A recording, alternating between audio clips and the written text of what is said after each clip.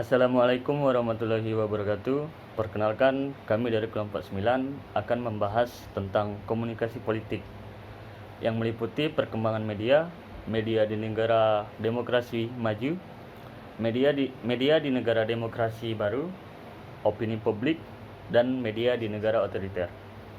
Pertama-tama saya akan menjelaskan apa itu komunikasi politik. Komunikasi politik adalah komunikasi yang melibatkan pesan-pesan politik dan aktor-aktor politik, atau berkaitan dengan kekuasaan, pemerintah, dan kebijakan pemerintah. Dengan pengertian ini, sebagai sebuah ilmu terapan, komunikasi politik bukanlah hal yang baru. Komunikasi politik juga bisa dipahami sebagai komunikasi antara yang memerintah dan yang diperintah. Lalu, komunikasi politik itu terdiri dari berbagai unsur, antara lain komunikator politik, pesan politik, saluran atau media politik, sasaran atau target politik, dan pengaruh atau efek dari komunikasi politik. Adapun beberapa fungsi dari komunikasi politik, yaitu antara lain adalah komunikasi politik memiliki peranan yang sangat penting dalam kepekaan, hingga menangkap dengan jelas keberadaan sesuatu yang ditimbulkan dalam dunia politik, seperti kejadian politik yang dapat ditangkap langsung oleh komunikasi politik. Komunikasi politik ini nantinya akan diperlukan dalam komunikasi internasional, hubungan internasional, maupun dalam lingkup internasional komunikasi politik. Komunikasi politik juga memiliki mata rantai disiplin ilmu. Disiplin ilmu tersebut yang kemudian akan menjelaskan bahwa komunikasi politik juga berhubungan dengan media sosial, budaya, agama, dan lain sebagainya. Selanjutnya adalah manfaat mempelajari komunikasi politik, yaitu kita akan memahami bagaimana para politisi itu berbahasa, sehingga kita tidak mengalami kesalahpahaman ketika mengartikan berita politik. Yang kedua, tidak terprovokator oleh berita-berita isu yang menggunakan bahasa komunikasi politik. Yang ketiga, sebagai praktisi, kita dapat jadikan kajian ini sebagai kajian ilmu multidisipliner dan mempraktikkan ke dalam kehidupan dengan baik dan benar. Dan yang keempat adalah agar kita tidak awam lagi soal politik yang mulai runyam di negara kita. Baik, selanjutnya saya akan menjelaskan tentang perkembangan media. Media berasal dari bahasa Latin yang merupakan bentuk jamak dari kata medium. Secara harfiah, kata tersebut mempunyai arti sebagai perantara atau pengantar, yaitu perantara sumber pesan dengan penerima pesan. Jadi, dari pengertian di atas dapat disimpulkan bahwa media adalah alat atau sarana yang digunakan untuk menyampaikan pesan dari komunikator kepada halayak. Sebelum media digunakan sebagai sarana komunikasi, orang-orang terdahulu berkomunikasi secara langsung tanpa adanya media atau perantara apapun. Dalam perkembangannya, media terbagi menjadi 4 era atau tahapan, yakni era lisan, era tulisan, era percetakan, dan era teknologi. Yang pertama adalah era lisan. Bisa dikatakan, era lisan adalah sebagai awal mula dari penggunaan media. Era ini sebenarnya adalah gambaran di mana manusia mulai bisa berkomunikasi dengan manusia yang lainnya. Era ini diperkirakan berjalan sekitar 300.000 tahun sampai 200.000 tahun sebelum Masehi. Yang kedua adalah era tulisan. Sejarah perkembangan era tulisan ini ada pada tahun 1041 sebelum Masehi. Di tahun inilah era tulisan pertama kali berada di dunia. Bentuk-bentuk hasil dari era tulisan ini adalah ketika ditemukannya cap-cap tangan di dalam goa, lukisan tangan yang ada di arca-arca, lalu ditemukannya tulisan di sebuah tanah liat yang dibentuk sedemikian rupa dengan tujuan dan maksud yang penulis inginkan saat itu. Yang ketiga adalah era percetakan. Setelah era tulisan, maka muncullah era percetakan sebagai penerus dan pelengkap dari perkembangan era tulisan. Sejarah mencatat era ini mulai berkembang sekitar tahun 1450 ketika Johann Gutenberg menemukan mesin cetak untuk pertama kali. Dengan seiringnya berjalanan waktu, saat itu mesin cetak mulai digunakan secara massal, bahkan terus mengalami penyempurnaan, sampai akhirnya buku adalah salah satu alat penyampaian informasi yang paling penting saat itu. Dan yang terakhir adalah era teknologi. Berawal dari sang penemu telepon, yaitu Alexander Graham Bell. Lalu ada Samuel Morse yang menemukan telegraf, dan juga ada Guglielmo Marconi yang juga berperan penting pada masa itu karena beliaulah yang pertama kali mengirim pesan melalui radio. Semuanya adalah awal mula di mana ditemukan beragam teknologi terbaru di kehidupan manusia. Lalu setelahnya bermunculanlah inovasi-inovasi lainnya seperti televisi, komputer, internet, dan lain sebagainya. Teknologi kini membantu manusia untuk mencapai segala hal yang dulunya sulit, memakan waktu lama, dan bahkan tidak mungkin menjadi hal yang sangat mungkin. Demokrasi dan media memiliki hubungan yang resiprokal. Di satu sisi, demokrasi membutuhkan media sebagai alat komunikasi politik, baik oleh pemerintah maupun oleh masyarakat. Di satu sisi lain, media hanya dapat berfungsi bagi kepentingan masyarakat luas dalam sistem politik yang demokratis. Media di negara demokrasi maju. Dinamika komunikasi politik dengan hadirnya internet menunjukkan perkembangan yang signifikan. Indikasinya terlihat pada perkembangan aktivitas komunikasi politik dalam kampanye pemilu di media sosial. Perkembangan tersebut seperti pada kegiatan kampanye pemilu, pilkada, dan pilpres melalui media jejaring sosial yang terus berkembang.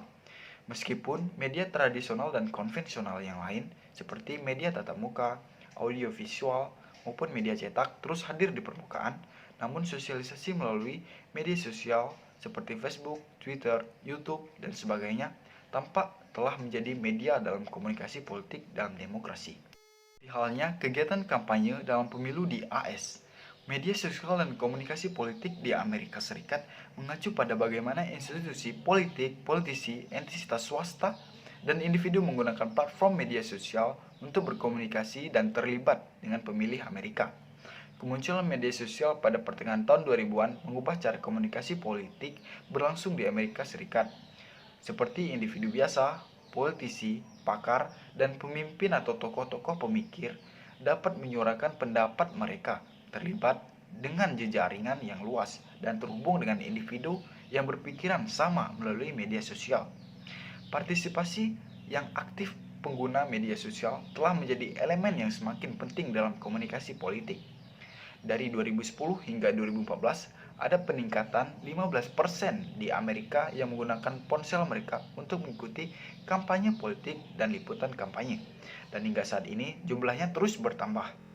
Setiap platform di media sosial di Amerika Serikat telah diprogram oleh pengembang, sehingga menciptakan digital unik yang dapat memberikan politisi dan warga negara untuk menggunakan platform tersebut dalam tujuan politik.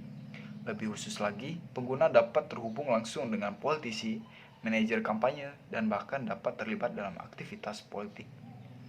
Misalnya, hanya dengan menekan tombol suka di Facebook, pengguna dapat langsung terhubung dengan orang lain dan bebas mengekspresikan pandangan mereka.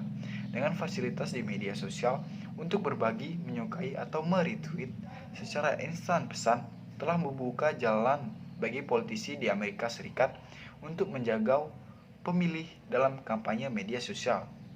Apabila dilihat dari hal tersebut, media dalam negara demokrasi maju digunakan sebagai instrumen komunikasi politik bagi pelaku politik tersebut, yang dimana para komunikator politik dengan bebas menggunakannya sebagai media kampanye politiknya, dengan harapan bisa menarik massa pendukung yang lebih optimal dan pada akhirnya dapat mencapai tujuan kemenangan politik, yakni perolehan suara terbanyak dalam pemilu pilpres. Media di negara demokrasi baru. Demokrasi baru adalah demokrasi yang sedang dibuat dalam pembuatannya di bawah kondisi politik dari proses transisi yang dari masa otoriter mereka. Mereka sedang dalam pembuatan di saat krisis sosial dan ekonomi yang menonjolkan situasi ekstrim dan tumbuh inequalitas sosial. Akibatnya mereka mengambil bentuk kelembagaan yang khas atau lebih menekankan pada pendelegasian daripada representasi. Saya ambil contoh di Polandia.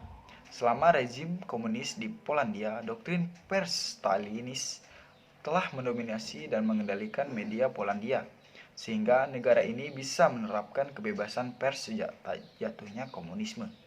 Sejak jatuhnya komunisme, Polandia telah mengembangkan lingkungan media yang plural namun sangat terpolarisasi. Selain terdiri dari penyiar radio dan televisi publik, komunikasi politik yang luas ada pun di sektor media cetak. Surat kabar dengan sirkulasi terbesar yang didirikan tahun 1989 menjelang pemilihan parlemen. Polarisasi media di Polandia sangat tinggi atas penyiaran publik. Ia juga menggantikan jurnalis yang bekerja di radio publik dan stasiun TV, dan mencoba membatasi beberapa outlet media cetak independen dengan membatasi iklan publik. Menurut Freedom House, upaya ini merupakan dapat membungkam suara independen dan mengontrol ruang publik. Dari hal tersebut menyatakan bahwa media publik telah diubah menjadi propaganda pemerintah.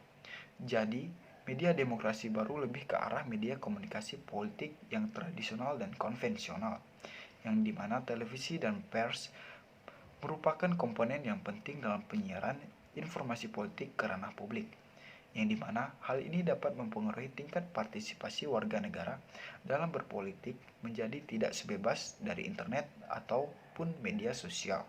Baik, saya akan menjelaskan mengenai public opinion atau opini publik. Menurut asal katanya atau etimologi, public opinion berasal dari bahasa Latin, yakni opinary dan publicus. Opinary sendiri memiliki arti berpikir atau menduga, dan dalam bahasa Inggris juga memiliki arti option and hope. Sedangkan publicus memiliki arti untuk masyarakat luas. Opini publik dalam konteks komunikasi merupakan hasil penyampaian pesan yang secara kolektif atau publik yang direspon karena perhatian yang sama terhadap isu atau isi pesan yang disampaikan. Adapun 3 proses atau tahapan pembentukan public opinion atau opini publik menurut Ferdinand Tönnies. Yang pertama yaitu dialectarian position, yaitu kondisi di mana opini publik masih dalam keadaan yang tidak teratur. Yang kedua yaitu deflationary position, yaitu opini mulai menuju dan berkumpul ke arah pembicaraan yang lebih jelas. Dan yang ketiga yaitu divestigating position, opini telah berada di tahap pembicaraan yang sudah mantap terhadap suatu pembicaraan dan siap untuk diyakini keberadaannya. Selanjutnya yaitu 5 faktor terbentuknya opini publik atau public opinion. Yang pertama yaitu adanya isu atau presence of issue sebagai collective attitude dan public mood. Yang kedua yaitu hakikat masyarakat atau the nature of public. Yang ketiga yaitu kompleks preferensi masyarakat atau complex of preference. Yang keempat yaitu ekspresi pendapat atau expression of opinion. Dan yang kelima yaitu jumlah orang yang terlibat atau number of person involved. Lanjut yaitu dimensi opini publik, yang dimana ini merupakan hal yang sangat besar pengaruhnya terhadap opini publik. Yang pertama yaitu time, dimana yang dimaksud di sini yaitu lama waktu yang dibutuhkan untuk membentuk suatu opini publik, dimana semakin sensitif isu tersebut maka akan semakin cepat waktu yang dibutuhkan untuk pengembangan opini publik. Yang kedua yaitu Yang kedua yaitu coverage atau cakupan, di mana besar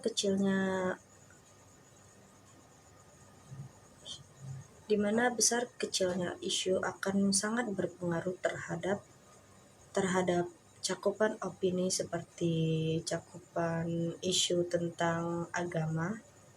Ketiga yaitu past experiences atau pengalaman masa lalu.